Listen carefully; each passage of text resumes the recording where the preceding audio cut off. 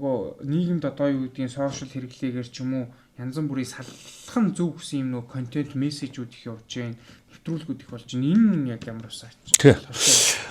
Ер нь нийгмийн энэ сөрөг нөлөө энэ хүмүүсийн одоо шийдвэр гаргалтанд маш их нөлөөлдөг л доо. Энийг болохоор сүргийн инстинкт гэдэг байхгүй. Нийгэм бол ингээл салал болдгоо юм биш. Салал гэдэг бол байж болох зүйл юм байна. Ер нь таар тохирохгүй болдгоо салах нь зөв юм байна ч гэдэг өдөр туушигч ойлгоод байна л да. Гэтэл сая миний ярьдгаар зүгээр л ойлголцож чадахгүй болсон байж болно. Ярилцах хүсэлгүй болсон байж болно. Эсвэл зүгээр гомдсон байж болно тий. Энээсээ болоо салах шийдвэр гаргаж байгаа энэ туйлын харамсалтай байхгүй. Салалт гэдэг бол ер нь сэтгэл зүйн одоо осолд орсонтой тэнцэх хэмжээний тийм сэтгэл зүйн шарх авдаг гэж үздэг л дээ. Тэгээд энэний сааталт бол хов хүнд болоод одоо гэр бүлд нь асар том хохирлууд бол учирдаг. Энэ манай одоо Монголын нийгэмд ялангуяа монгол өсгөгчдөөр маш их илэрдэг зүйл. Энийг перфекционист гэдэг. Би болохоор давуу чанарын эмэгтэй гэдэг. Нийгэм болохоор хүчтэй эмэгтэй, хүчрхэг эмэгтэй гэдэг. Яг цэвэр одоо энэ перфекционист гэдэг үзлийн сааталт бол латин утга нь болохоор төгс төгөлдөр тэмүүлдэг. Манай монгол эмэгтэйчүүд бол маш төгс төгөлдөр тэмүүлдэг, хүчтэй байхыг хүсдэг, нийгэмчтэйг шаарддаг, онгороодог, дэврээдэг ийм асуудал байгаа. Тэгээ энэ нь болохоор өөрөө бол сайн талтай боловч нөгөө талдаа бол захирах хэрэгцээ өндөртэй, өөрийнхөө хүслийг тулгах, тийм ээ. Одоо эр нөхрөө дарангуйлах, захиргаадах гэсэн иймэрхүү хэлбэр рүү ороод идэг. Тэгэхээр энэ эрэгтэй хүний яг мөн чанар эсрэг байдаг учраас энэс бол маш том зөрчил үүсдэг.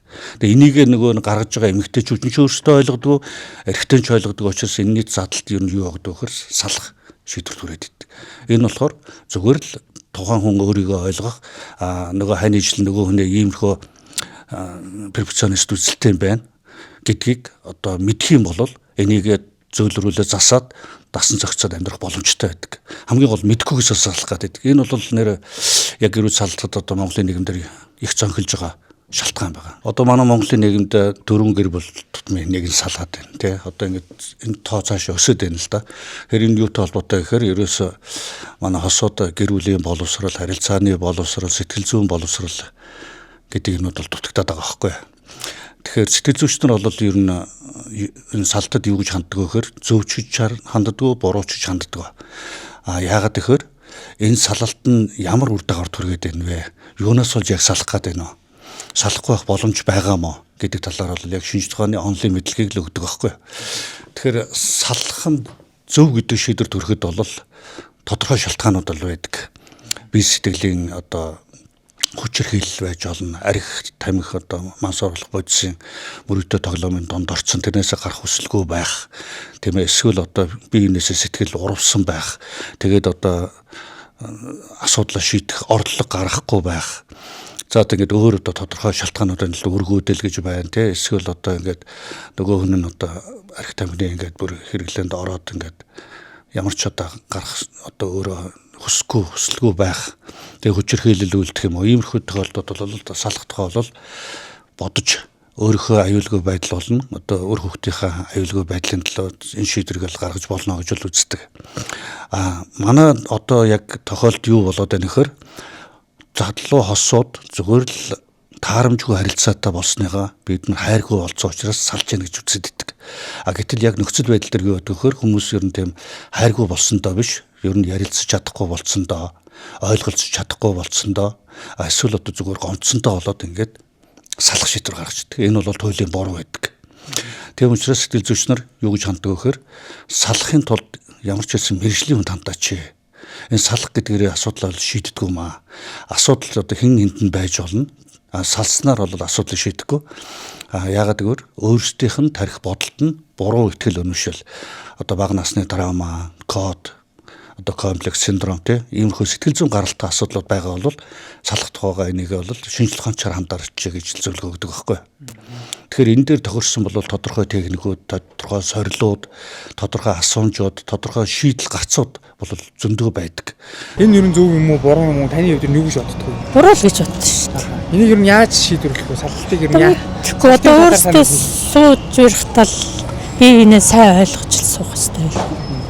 За тэр яг юуны тухайн дөрвөөгүй салаад байхаа тэр чинь нэг танилцсаал одоо би суучтгал байх гэж бодож байгаа.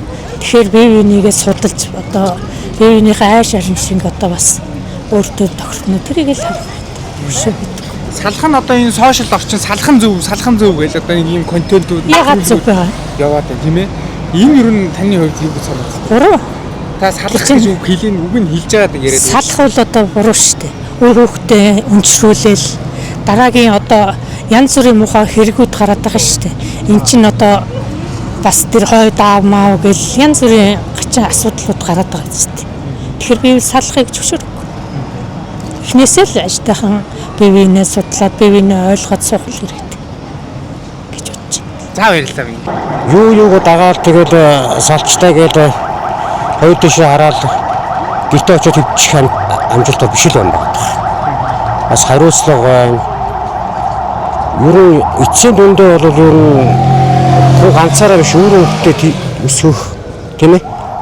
Бас хариуцлага хүлээх гэж нийгэмд ирчээд тэрнээсээ зугатаагаад тэгээд дахиад дараагийнхаа үнийг нөгөө шабак нугаачвал бүхэл бүтэн хүний амьдралыг л хувь тамирыг эргүүлчихэл тэгэл явчих гэсэн үг тийм.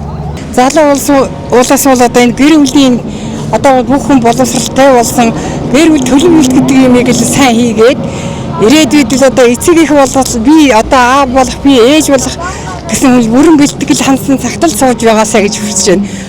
Нэг гэр бүл төсөөх учраас улаас бүхний хүмүүжил өөр байгаа.